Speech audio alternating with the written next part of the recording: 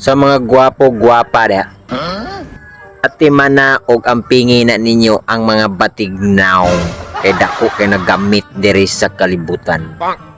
Mangutana mo ngano. Dili mo gwapa o gwapo kung wala ang batignaw.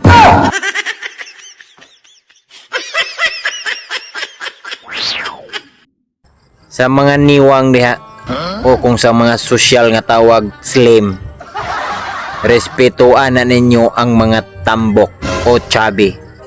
Mangutana mo nga no? Dili Muslim kung wala ang tambok.